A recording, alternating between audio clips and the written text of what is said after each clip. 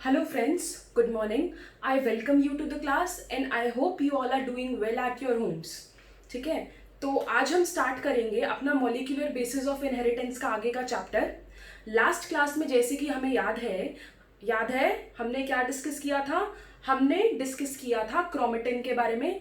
हमने डिस्कस किया था कि क्रोमेटिन एक्चुअली फोल्ड होकर क्रोमोसोम्स क्यों बनाता है और किस फॉर्म में बनाता है, आज हम उसे डिस्कस करेंगे। उसे हम डिटेल में पढ़ेंगे। अगर आप एनसीईआरटी देखेंगे तो उसके अंदर आपको टॉपिक किस नेम से मिलेगा, ये वाला आपको ये टॉपिक मिलेगा पैकेजिंग के नेम से। क्योंकि हम क्या कर रहे हैं, हम जो हमारा क्रोमेटिन है, हम क्रोमेटिन को पैक कर रहे हैं, हम क्रोमेटिन को पैकेज कर रहे हैं ताकि वो थोड़ी सी स्पेस में आ जाए। और अब हमें थोड़ी सी स्पेस की जरूरत क्यों है, क्यों नहीं है, ये हम आज देखते हैं। ठीक है, मैं क्या बात कर रही थी, मैं बात कर रही थी पैकेजिंग ऑफ डीएनए की।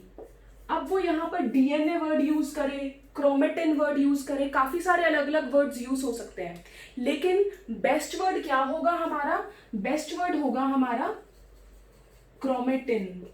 क्योंकि जो हमारा डीएनए है वो सेल साइकिल के अलग अलग फेजेस में अलग अलग फॉर्म में एग्जिस्ट करता है। जिस फॉर्म की हम बात कर रहे हैं, हम बात कर रहे हैं क्रोमेटिन की। क्योंकि क्रोमेटिन की पैकेजिंग होकर क्या बनते हैं, क्रोमोसोम्स बनते हैं। जैसा कि हमें पता है कि अगर मैं ह्यूमंस की बात करूं तो ह्यूमंस के अंदर हमारा जेनेटिक मटेरियल 2 सेट्स में प्रेजेंट होता है, जिसे मैं क्या बोलती हूं कि ह्यूमन बीइंग्स क्या है, डिप्लॉयड है, डिप्लॉयड ऑर्गेनिजम्स हैं। अगर मैं इसका हेप्लॉयड नंबर देखूं तो उसके अंदर कितने बेस पेयर्स होते हैं, 3.3 into 10 to the power 9 base pairs होते हैं हेप्लॉयड सेट के अंदर।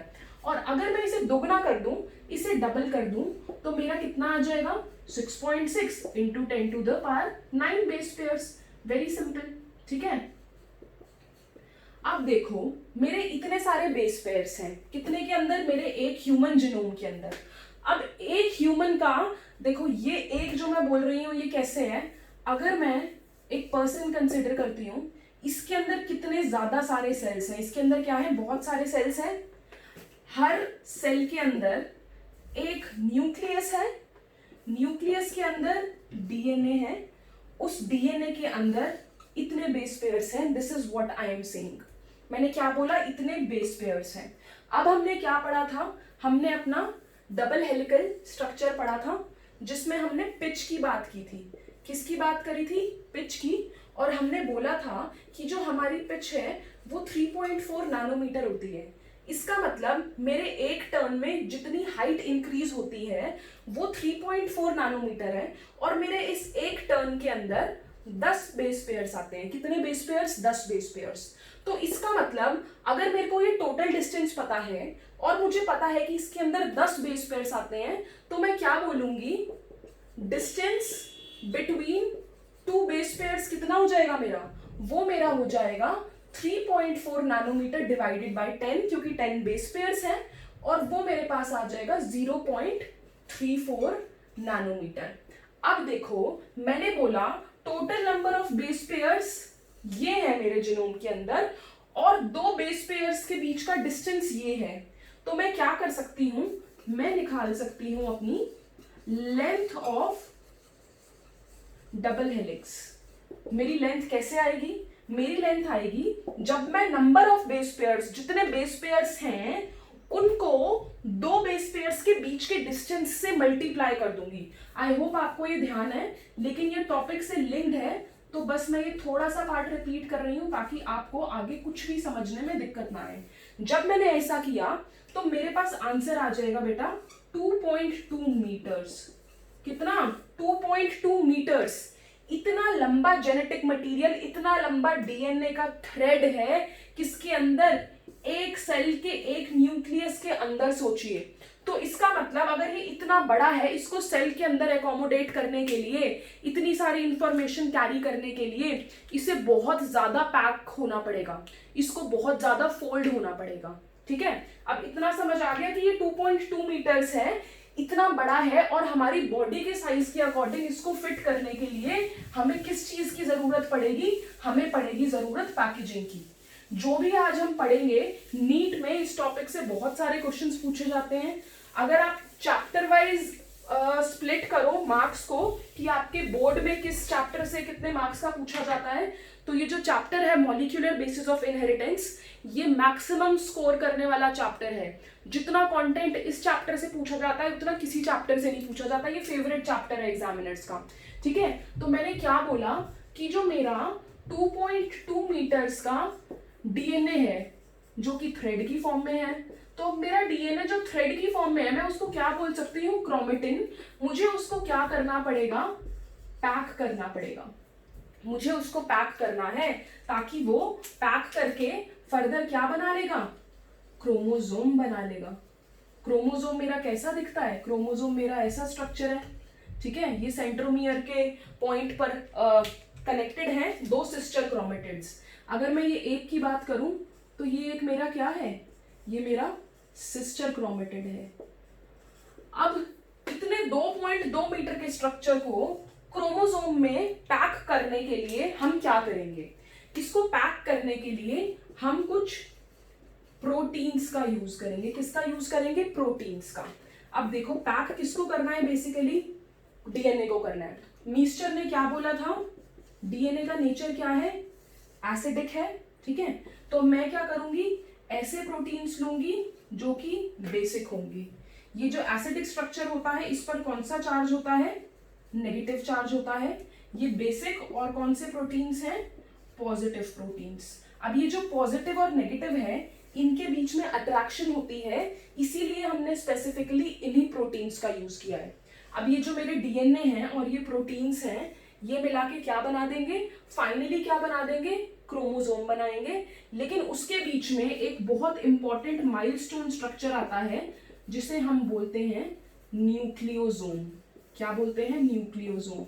न्यूक्लियोसोम आज हमारे लेक्चर का स्टार है, मतलब हम जितनी बात करेंगे वो ऑलमोस्ट न्यूक्लियोसोम के अराउंड ही रिवॉल्व करेगी, ठीक है। अब मेरा डीएनए है, प्रोटीन्स हैं, उसने पैकेज होकर क्या बनाया, न्यूक्लियोसोम, जो मेरी एक लेवल की ऑर्गेनाइजेशन है। इसका मतलब जो मेरा न्यूक्लियोसोम होगा वो फर्दर और पैकेजिंग कर कर कर सेकेंडरी, टर्शियरी, फाइनली क्या बना देगा, क्रोमोसोम बना देगा। तो आज हम क्या पढ़ेंगे कि ये न्यूक्लियोसोम में पैकेजिंग होगी कैसे, ठीक है। तो जो ये मेरे प्रोटीन्स हैं, पहले इनकी बात करते हैं। ये प्रोटीन्स कौन से हैं, हमें दो चीजें पता लग गई कि ये प्रोटीन्स बेसिक हैं और ये पॉजिटिव चार्ज हैं। अब हम इन प्रोटीन्स को बोलते क्या हैं, हम इन्हें बोलते हैं हिस्टोन प्रोटीन्स। क्या बोलते हैं, हिस्टोन प्रोटीन्स। तो एक्चुअली होता क्या है कि जो हिस्टोन्स हैं ये एक कोर बनाते हैं। कोर का क्या मतलब है कि एक बेसिक फ्रेमवर्क देते हैं जिस पर क्या होता है, डीएनए रैप करता है।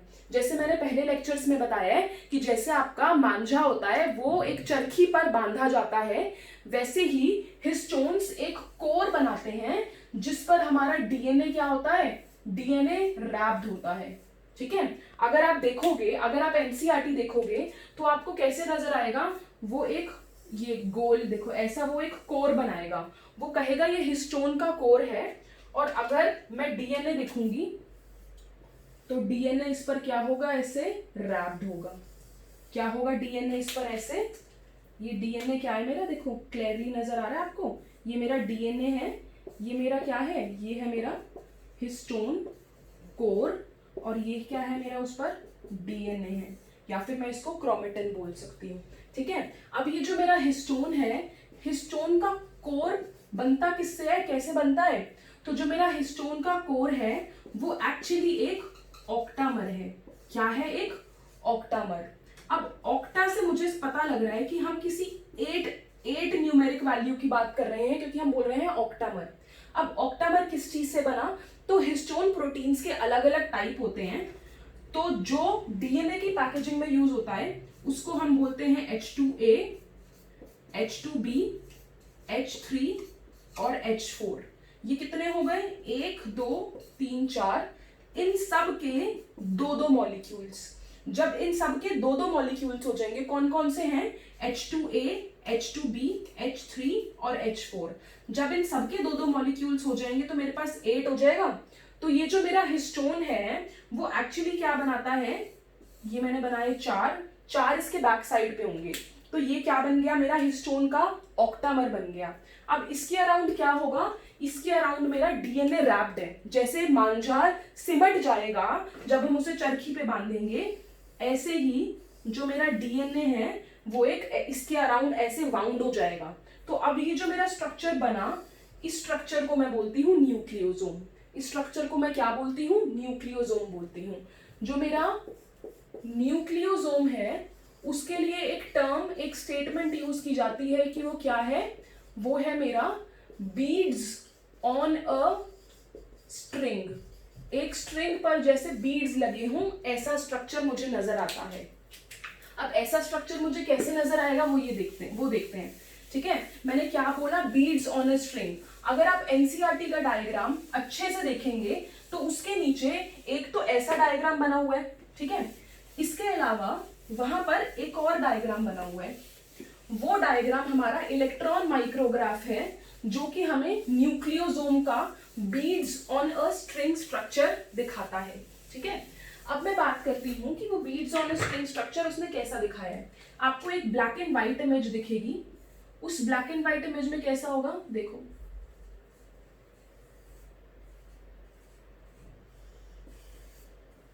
ये जो मैं डॉट्स बना रही हूं ये एक्चुअली न्यूक्लियोसोम है। जो मैंने अभी बनाया था ये मेरा ऑक्टामर, और इस पर क्या है, मेरा डीएनए कॉइल्ड है। तो ये जो स्ट्रक्चर है ये एक्चुअली इस डॉट का एनलार्ज्ड व्यू है। ये मेरा न्यूक्लियोसोम है, इसको मैं बोलती हूं beads on a string structure. ठीक है, ये किस में यूज होता है, पैकेजिंग ऑफ क्रोमेटिन में यूज होता है। अब देखो क्योंकि ये क्या है, ये मेरा डीएनए ही तो है। डीएनए किस चीज से बना है, डीएनए बना है बेस पेयर से। तो मेरे एक न्यूक्लियोसोम के अंदर ऑलमोस्ट 200 बेस पेयर्स आ जाते हैं। कितने बेस पेयर्स आ जाते हैं, 200 बेस पेयर्स आ जाते हैं। ठीक है, अब देखो ऐसा एक न्यूक्लियोसोम है, अब ऐसा एक न्यूक्लियोसोम इधर भी होगा, राइट। ऐसा न्यूक्लियोसोम मैं कैसे बनाऊंगी, अब ये देखो मैंने बनाया यहां पर, ये है मेरा दूसरा न्यूक्लियोसोम और ये क्या है मेरा डीएनए। अब यहां पर बीच में क्या होगा, मेरा एक और हिस्टोन प्रेजेंट है, ये है मेरा H1 हिस्टोन। क्या बोला मैंने कि मेरा H1 हिस्टोन है। ये क्या करता है, ये लिंक करता है 2 न्यूक्लियोसोम्स। ये 2 न्यूक्लियोसोम्स को लिंक करने का काम करता है, इसीलिए H1 हिस्टोन को हम लिंकर हिस्टोन भी बोलते हैं। क्या बोलते हैं, लिंकर। तो यहां पर जो है, जो हमारे मेन कोर स्ट्रक्चर में कौन कौन से हैं, H2A, H2B, H3 और H4। इतने अच्छे से क्लास लिया करो समझ के कि सब कुछ क्लास के अंदर ही रिवाइज हो जाए और आपको और घर जाकर मतलब और बाद में आपको ज्यादा टाइम इन्वेस्ट ना करना पड़े। तो हमें न्यूक्लियोसोम स्ट्रक्चर समझ आ गया, क्रोमेटिन रैप्ड है हिस्टोन ऑक्टामर के अराउंड। ठीक है, डीएनए की पैकेजिंग में हेल्प करता है। 200 बेस पेयर किसमें है, एक न्यूक्लियोसोम में है ऑलमोस्ट।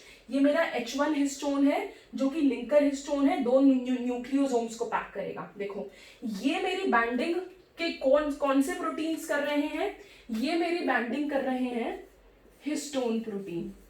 कौन कर रहे हैं, हिस्टोन प्रोटीन। ठीक है, अब इसके आगे आपके पास ऐसा पूरा थ्रेड हो जाएगा जिसकी ऑब्वियसली लेंथ आपके मेन डीएनए से तो कम है। अब आगे जाकर ये फर्दर अपने ऊपर ही रोल करेगा। ये न्यूक्लियोसोम का स्ट्रक्चर अगर है, ये फर्दर अपने ऊपर और रोल करेगा, फर्दर पैकेजिंग होगी, फर्दर फोल्डिंग होगी, ताकि ये हमारे एक सेल के न्यूक्लियस के अंदर आ सके। तो जो आगे की हायर लेवल पैकेजिंग है, मैं क्या बोल रही हूं, आगे मेरी हाई लेवल की जो आगे की पैकेजिंग है, वो मेरी हाई लेवल की पैकेजिंग कुछ प्रोटीन्स करते हैं जिन्हें मैं बोलती हूं नॉन हिस्टोन क्रोमोसोमल प्रोटीन्स। क्या बोलती हूं उन्हें मैं, non histone chromosomal proteins, NHC, non histone chromosomal proteins हैं जो कि फर्दर इसके आगे की हायर लेवल की पैकेजिंग करते हैं। ठीक है, आई होप इतना सबको समझ आ गया और इसमें किसी को कोई भी डाउट नहीं है। ठीक है, अब हम चलते हैं अपने आगे के टॉपिक की तरफ। अभी हम क्रोमेटिन को ही थोड़ा सा डिटेल में डिस्कस करेंगे, और जो चीज मैं आपसे डिस्कस करने जा रही हूँ वो इस लेक्चर की सबसे इंपॉर्टेंट चीज है। न्यूक्लियोसोम ऑब्वियसली इंपॉर्टेंट था, लेकिन जो मैं डिस्कस कर रही हूँ एनसीईआरटी ने उसके बारे में सिर्फ 1-2 लाइंस दी हैं, लेकिन आपको अपने एग्जाम्स के लिए, इवन आपके बोर्ड्स के लिए भी उससे ज्यादा इंफॉर्मेशन होना उस टॉपिक से रिलेटेड बहुत जरूरी है। बहुत इंटरेस्टिंग कंसेप्चुअल टॉपिक है जिसको आपको ज्यादा रटने की जरूरत नहीं पड़ेगी, ठीक है। तो मैं क्या बोल रही हूँ, मैं बात कर रही हूँ क्रोमेटिन की, राइट। अभी हमने क्रोमेटिन की पैकेजिंग देखी, जिससे हमने क्या बनाया था, न्यूक्लियोसोम बनाया था, जो कि beads on a string structure है। अब हमें पता है कि जो मेरा क्रोमेटिन है इसके अंदर एक वर्ड आ रहा है क्रोमा। अब क्रोमा के आपने सुना होगा टेलीविजन्स भी आते हैं, और टेलीविजन सब कैसे आते हैं क्रोमा के, जो कि हमें कलर्ड पिक्चर्स देते हैं, कलर्ड इमेजेस, कलर्ड व्यू देते हैं। तो यहाँ पे क्रोमा का मतलब भी क्या है, कलर। मतलब कि क्रोमेटिन एक ऐसा स्ट्रक्चर है जो कि एक्चुअली स्टेन हो सकता है, जो कि एक्चुअली क्या हो सकता है, स्टेन हो सकता है, ठीक है। तो अब ये जो मेरा क्रोमेटिन है, जब मैं इसकी स्टेनिंग करती हूं तो मुझे 2 टाइप के स्ट्रक्चर दिखते हैं। क्या बोला मैंने, क्रोमेटिन एक ऐसा स्ट्रक्चर है जिसे स्टेन कर सकते हैं, और जब मैं इसकी स्टेनिंग करती हूं तो मुझे 2 टाइप के स्ट्रक्चर मिलते हैं। वो 2 टाइप के स्ट्रक्चर क्या है, एक है मेरा यू क्रोमेटिन, क्या है, यू क्रोमेटिन, और दूसरा मेरा क्या है, हेटेरोक्रोमेटिन।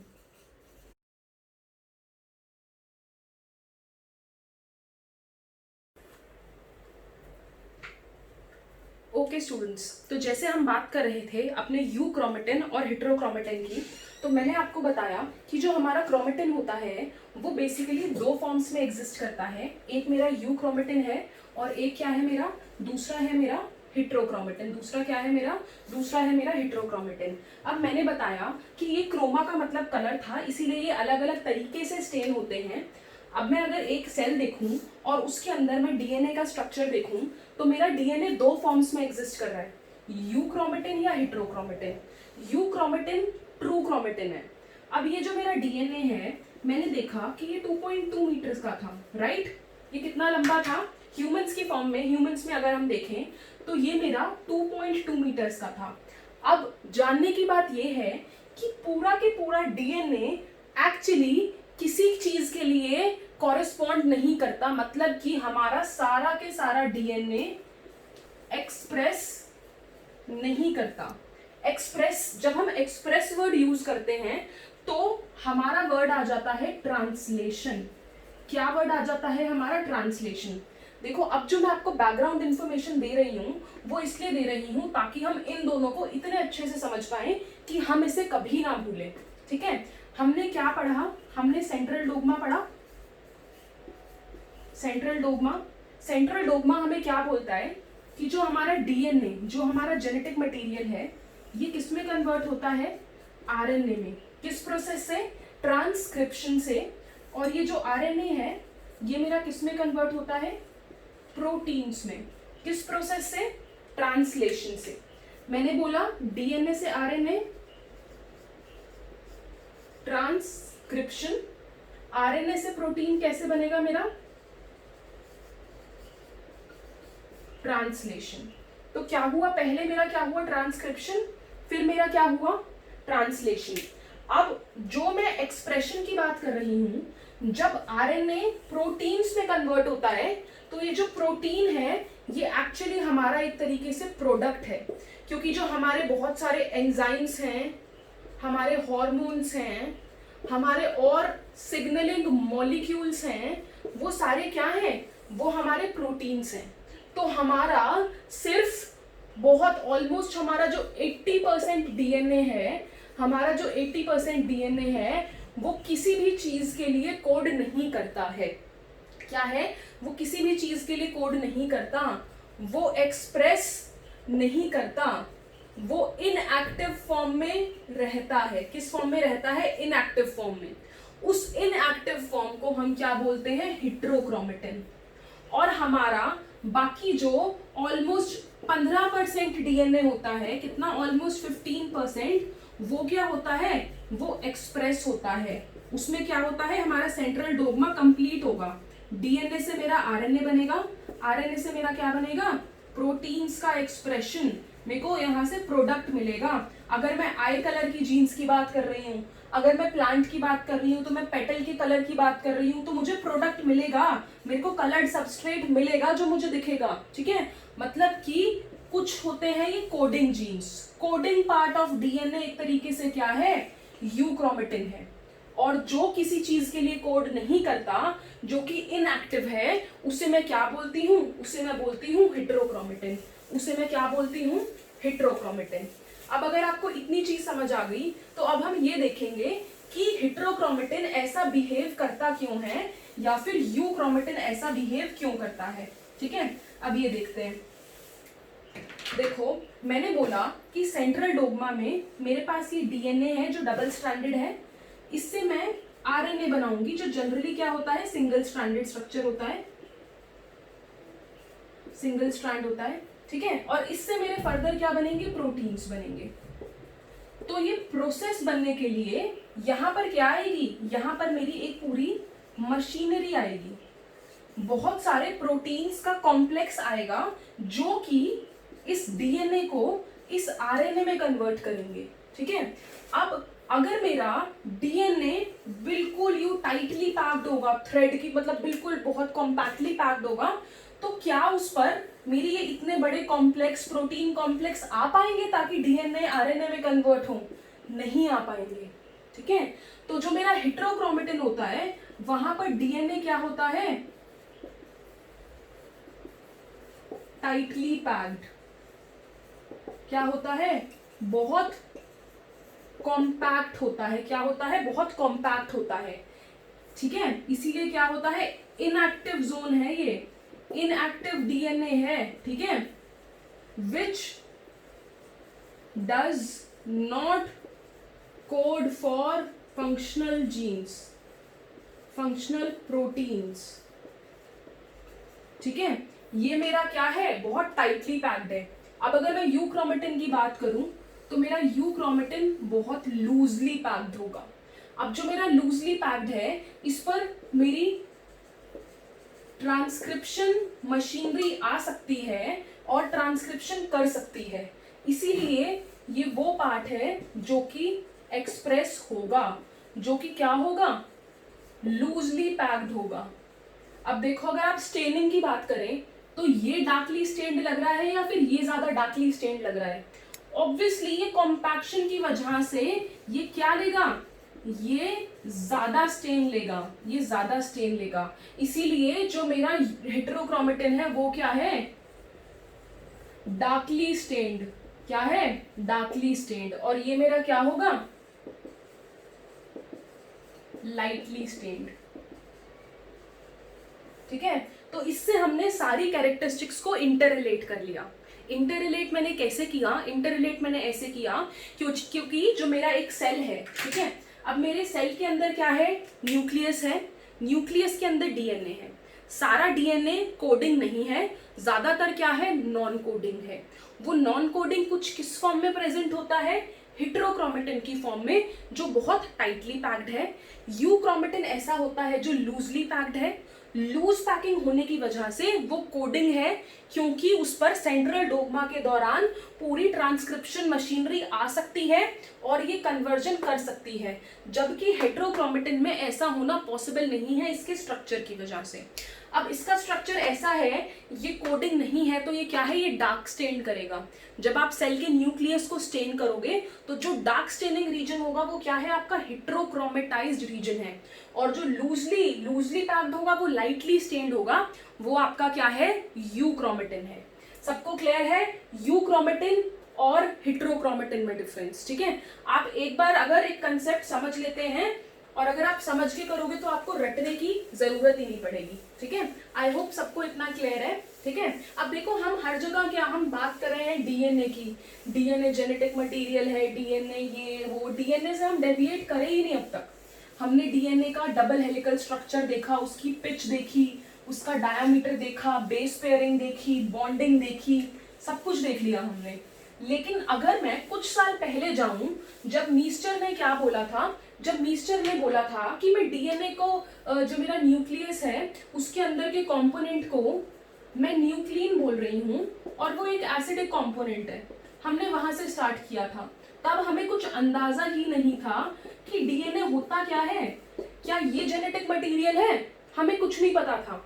हमने मेंडल के लॉज वगैरह भी पढ़े, मेंडल के जो इनहेरिटेंस के लॉज हैं हमने वो पढ़े। बहुत सारे साइंटिस्ट आए, जैसे मैं सटन की बात करूं, ठीक है, सटन एक साइंटिस्ट है, इसने बोवेरी के साथ काफी सारी डिस्कवरीज की हैं, ठीक है। तो बहुत सारे साइंटिस्ट आए, लेकिन वो कहाँ तक पहुंच पाए, वो यहाँ तक पहुंच पाए कि जो मेरा सेल है उसके अंदर न्यूक्लियस है, न्यूक्लियस के अंदर कुछ ऐसा है जिनको मैं क्रोमोसोम्स बोल रहा हूँ, ठीक है। अब ये क्रोमोसोम्स हैं जो कि क्या है, कुछ जेनेटिक मटेरियल के नियर है, मतलब उनकी जो सर्च है वो क्रोमोसोम्स पर आकर खत्म हो गई, लेकिन उनको कोई आइडिया नहीं था कि जो जेनेटिक मटेरियल है वो डीएनए है। क्योंकि हमें पता है कि क्रोमोसोम्स किस चीज से बन रहे हैं, हमारे क्रोमोसोम्स के अंदर तो डीएनए भी है, प्रोटीन्स भी हैं, ये हमें अब पता है। तो एक टाइम पे साइंटिस्ट को ये भी कंफ्यूजन थी कि अच्छा हमारा जेनेटिक मटेरियल प्रोटीन भी हो सकता है, लेकिन हम एक्चुअली पहुंचे कैसे इस डिस्कवरी पे कि डीएनए ही हमारा जेनेटिक मटेरियल है। वो हम पहुंचे बहुत सारे एक्सपेरिमेंट्स की हेल्प से। किसकी हेल्प से पहुंचे हम? बहुत सारे एक्सपेरिमेंट्स की हेल्प से पहुंचे। और ऐसा एक बहुत इंपॉर्टेंट एक्सपेरिमेंट जिसको हम बोलते हैं transforming principle of the cell. क्या बोलते हैं हम? Transforming principle. क्या बोला मैंने?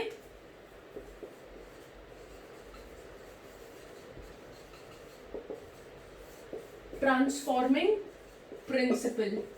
जो मेरा ये एक्सपेरिमेंट था, ये आया जिसने थोड़ा सा हमें अंदाजा दिया, मतलब हम अभी पास जा रहे हैं क्या जानने के कि डीएनए हमारा जेनेटिक मटेरियल है, ये पास जा रहे हैं उस चीज की हम। ये जो हमारा एक्सपेरिमेंट था, ये किस साइंटिस्ट ने किया था? ये किया था ग्रिफिथ ने। किस साइंटिस्ट ने किया था? ग्रिफिथ ने। इसने कौन सा ऑर्गेनिज्म यूज किया? इसने बैक्टीरिया चूज किया। क्या? बैक्टीरिया। कौन सा बैक्टीरिया? Streptococcus pneumoniae. हाँ जी, ये वही बैक्टीरिया है जो एक्चुअली न्यूमोनिया कॉज करता है। क्या? न्यूमोनिया कॉज करता है, ये वही बैक्टीरिया है। उसने ये बैक्टीरिया लिया और उसने बोला कि ये जो बैक्टीरियाज हैं ये एक्चुअली दो टाइप्स के हो सकते हैं। इसके एक तो हो सकता है एस स्ट्रेन और एक हो सकता है आर स्ट्रेन। क्या? एक हो सकता है एस, एक हो सकता है आर। जो मेरा एस स्ट्रेन है वो स्मूथ है और वो क्या है? वो शाइनी है। स्मूथ है और शाइनी है। जो आर स्ट्रेन है वो मेरा एक्चुअली रफ है। क्या है? वो मेरा रफ है, ठीक है। अब एक मेरा स्मूथ स्ट्रेन है और एक रफ स्ट्रेन है। ये स्मूथ या रफ है क्यों? ये स्मूथ इसलिए है क्योंकि इसके ऊपर एक पॉलीसेकेराइड का कोट प्रेजेंट है। पॉली का मतलब मैनी, सेकेराइड का मतलब हम शुगर यूनिट्स की बात कर रहे हैं। किसकी बात कर रहे हैं? Sugar units. तो इनके ऊपर अगर ये बैक्टीरिया है तो इसके ऊपर एक और कोट था पॉलीसेकेराइड का, शुगर यूनिट्स का एक स्पेसिफिक कोट था, जिसकी वजह से इसे स्मूथ और शाइनी अपीयरेंस मिल रही थी। किसको? इस बैक्टीरिया को। जबकि रफ स्ट्रेन के अंदर ऐसा कोई भी कोट प्रेजेंट नहीं था। अब मैंने इसको राउंड क्यों बनाया? क्योंकि मुझको नाम से पता लग रहा है ये कॉकस है। कॉकस की शेप तो राउंड ही होती है, ठीक है, इसीलिए। तो इस बैक्टीरिया के दो स्ट्रेन थे, एस स्ट्रेन और R strain. S was smooth and shiny, R was rough. क्यों? बिकॉज इस पर कोई पॉलीसेकेराइड का कोट प्रेजेंट नहीं था। अब देखते हैं उसने एक्सपेरिमेंट क्या किया। ये था मेरा बैकग्राउंड। ये क्या था मेरा? ये बैकग्राउंड कि मुझको ये जानना जरूरी था। बहुत इंपॉर्टेंट है कि ये ग्रिफिथ ने दिया था। ये ट्रांसफॉर्मिंग प्रिंसिपल का एक्सपेरिमेंट है। अब हमने इसको ट्रांसफॉर्मिंग प्रिंसिपल बोला क्यों, ये हम इस लेक्चर के खत्म होने तक ये चीज हमें क्लियर हो जाएगी, ठीक है। देखो ग्रिफिथ ने किया क्या। ग्रिफिथ ने देखा कि जब उसने एस स्ट्रेन लिया, उसने इसको इंजेक्ट किया। ये मैंने माउस बनाया, ठीक है, मैंने माइस बनाया। ये उसने इंजेक्ट किया जब माइस पर, तो उसने क्या देखा दैट द माइस डाइड, माइस मर गया, ठीक है। इसीलिए उसने क्या बोला कि ये जो एस ट्रेन है मेरा, अच्छा ये मेरा एस ट्रेन वायरुलेंट है, वायरुलेंट मतलब ये घातक है, ये मार रहा है माइस को, ठीक है। कौन सा, ये स्ट्रेप्टोकोकस न्यूमोनी। फिर इसने क्या देखा, मैंने लिया आर स्ट्रेन और मैंने उसको फिर एक माइस पर डाला, ठीक है, इंजेक्ट किया मैंने, तो मैंने क्या देखा, माइस लिव्ड, माइस जिंदा रहा। तो मैंने इसको क्या बोला आर स्ट्रेन को कि ये तो मेरा नॉन वायरुलेंट स्ट्रेन है, ये क्या है, मेरा नॉन वायरुलेंट स्ट्रेन है। अब इसके बाद उसने क्या किया, इस चीज को कंफर्म करने के लिए उसने एस स्ट्रेन लिया, लेकिन उसको क्या कर दिया, एच के। एच के का क्या मतलब है, हीट किल्ड, उसको हीट से किल कर दिया एस स्ट्रेन को। और जब उसने एस स्ट्रेन को माइस पर इंजेक्ट किया तो उसने देखा माइस लिव्ड, माइस मरा नहीं। तो उसने कहा अच्छा अच्छा, इसका तो जरूर मतलब यही है कि जो एस स्ट्रेन है, जब मैंने उसे हीट किल कर दिया तो जो उसका ट्रांसफॉर्मिंग प्रिंसिपल था, मतलब उसके अंदर ऐसा जो भी कुछ था जिसकी वजह से माइस मर रहा था, वो अब मैंने खत्म कर दिया। वो इस कंक्लूजन पे पहुंच गया था। कॉमन मैन यही है, हमारे पास कोई और प्रूफ नहीं है, तो हम यही समझेंगे कि जब मैंने एस स्ट्रेन इंजेक्ट किया तो माइस मर गया, आर स्ट्रेन किया तो माइस नहीं मरा। अब मैंने एस स्ट्रेन को मार दिया, हीट से किल कर दिया, और फिर जब मैंने उसको माइस में इंजेक्ट किया तो माइस जिंदा रहा। तो उसने सोचा अरे मेरा तो एक्सपेरिमेंट बिल्कुल क्लियर हो गया। लेकिन जो अगली चीज उसने की उसके लिए वो किसी मिरेकल से कम नहीं था, वो चीज उसके लिए किसी मिरेकल से कम नहीं थी। तो वो चीज क्या थी, चलिए हम देखते हैं, ठीक है। अगले एक्सपेरिमेंट में उसने क्या किया, अगले एक्सपेरिमेंट में उसने हीट किल्ड एस स्ट्रेन लिया, क्या लिया, हीट किल्ड एस स्ट्रेन, साथ में उसने लिया एस आर स्ट्रेन लिया, हीट किल्ड एस और आर स्ट्रेन लिया, और इससे उसने इंजेक्ट कर दिया माइस के अंदर। क्या किया उसने, इसको इंजेक्ट कर दिया माइस के अंदर, और उसने क्या देखा, माइस डाइड, माइस क्या, मर गया। एक और चीज उससे पता लगी, उसको साथ में क्या मिला, उसको साथ में क्या मिला, उसको मिला एस स्ट्रेन, वो भी लाइव रिएक्शन मिक्सचर में से।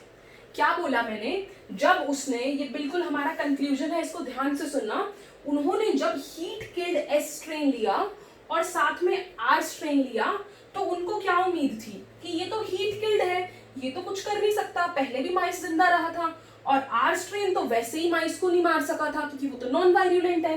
लेकिन जब उन्होंने इन दोनों के कॉम्बिनेशन को इंजेक्ट किया माइस के अंदर, तो उन्होंने देखा कि माइस मर गया और उसको क्या मिला, एस स्ट्रेन मिला, वो भी लिविंग। इसका मतलब है कि कोई ट्रांसफॉर्मिंग प्रिंसिपल था। क्या बोला मैंने, कुछ ट्रांसफॉर्मिंग प्रिंसिपल था जो कि ट्रांसफर हुआ, कहां से कहां ट्रांसफर हुआ, हीट किल्ड एस स्ट्रेन से कहां चला गया, आर स्ट्रेन में। कहां, आर स्ट्रेन में। इसका मतलब हुआ क्या है, एक्चुअली आर स्ट्रेन का ट्रांसफॉर्मेशन हुआ।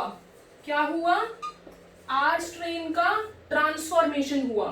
ट्रांसफॉर्मेशन होने से क्या हुआ, ट्रांसफॉर्मेशन होने से जो मेरा आर स्ट्रेन था, जो एक्चुअली पॉलीसेकेराइड कोट नहीं बना पा रहा था, उसने पॉलीसेकेराइड कोट बना लिया, और वो हमें किस फॉर्म में मिला, S strain live from the final reaction mixture. कुछ समझ आया, फिर से लास्ट टाइम रिपीट कर रही हूं मैं, हीट किल्ड एस स्ट्रेन लिया, आर स्ट्रेन लिया, उनको क्या उम्मीद थी कि माइस तो जिंदा रहेगा क्योंकि हीट किल्ड है हमारा एस, आर स्ट्रेन तो वैसे ही नॉन वायरुलेंट है। लेकिन जब इन्होंने इसको माइस के अंदर इंजेक्ट किया तो उसने देखा कि हमारा माइस मर गया, और साथ में हमें हीट एस स्ट्रेन मिला जो कि हीट किल्ड नहीं था, जो कि लाइव था। तो इस एक्सपेरिमेंट के बेसिस पे ग्रिफिथ ने बोला कि there was some transforming principle, कि कुछ ट्रांसफॉर्म, बदलना, कि कुछ ट्रांसफॉर्मिंग प्रिंसिपल था, किसके अंदर, हीट किल्ड एस ट्रेन के अंदर जिसने किसको ट्रांसफॉर्म किया, आर स्ट्रेन को। कुछ एस ट्रेन में था जो कि आर स्ट्रेन में ट्रांसफर हो गया और वो आर स्ट्रेन ट्रांसफॉर्म होके क्या बन गया, एस बन गया, क्योंकि अब वो पॉलीसेकेराइड को सिंथेसाइज कर पा रहा था जो कि हमें एस ट्रेन की फॉर्म में मिला। तो इसे बोलते हैं हम ट्रांसफॉर्मिंग प्रिंसिपल वाला एक्सपेरिमेंट। कौन सा है ये, ट्रांसफॉर्मिंग प्रिंसिपल वाला एक्सपेरिमेंट। अगर आपको ये एक्सपेरिमेंट समझ आ गया तो बहुत अच्छी बात है, ठीक है, मैंने बहुत क्लैरिटी से बोला है, क्योंकि ये एक्सपेरिमेंट बच्चे इतनी बार पढ़ लेते हैं लेकिन उन्हें समझ नहीं आता, ठीक है। ठीक है, तो क्या हुआ, there was something in the S strain, heat killed S strain, जो कि एक्चुअली हीट से भी अभी डिस्ट्रॉय नहीं हुआ, उसको जरूरत थी एक ऐसी चीज की जिसको कि वो क्या कर सके, ट्रांसफॉर्म कर सके। उसने आर स्ट्रेन को ट्रांसफॉर्म किया और जो मेरा आर स्ट्रेन था वो एस स्ट्रेन में कन्वर्ट हो गया। वो क्या था ट्रांसफॉर्मिंग प्रिंसिपल, वो डीएनए था। लेकिन यहाँ पर हमने अभी तक डीएनए का नाम नहीं लिया, इसका मतलब जरूर कोई और एक्सपेरिमेंट है जो मेरे को बताएगा कि अच्छा प्रोटीन नहीं है जो कि मेरा जेनेटिक मटेरियल है। जो जेनेटिक मटेरियल है वो तो डीएनए है। वो क्या है, डीएनए। तो अभी हम उस एक्सपेरिमेंट पर नहीं आए हैं, ये सिर्फ हमने ये बताया कि एक ट्रांसफॉर्मिंग प्रिंसिपल था जिसकी वजह से आर स्ट्रेन किसमें कन्वर्ट हो गया, एस स्ट्रेन के अंदर, ठीक है। अब हम मिलेंगे अगली क्लास में और अगली क्लास में हम फाइनली इस रिजल्ट पे पहुंचेंगे कि हम कैसे पहुंचे कंक्लूजन पे कि एक्चुअली प्रोटीन नहीं, आरएनए नहीं, डीएनए मेरा जेनेटिक मटेरियल है। और जो एक्सपेरिमेंट्स हम डिस्कस करेंगे वो एक्सपेरिमेंट्स आपके as it is boards exam में तो आते ही हैं और उसके अलावा उससे कंसेप्चुअल क्वेश्चंस आते हैं नीट के अंदर। फिर से बात बता रही हूँ, हमारा चैप्टर बहुत इंपॉर्टेंट है, तो कंसिस्टेंटली इसे समझिए, वीडियोस देखिए, ठीक है, और साथ साथ एनसीईआरटी से गो थ्रू करोगे तो आपको हर चीज बिल्कुल क्रिस्टल क्लियर हो जाएगी, ठीक है। तो चलिए मिलते हैं नेक्स्ट क्लास में, थैंक यू।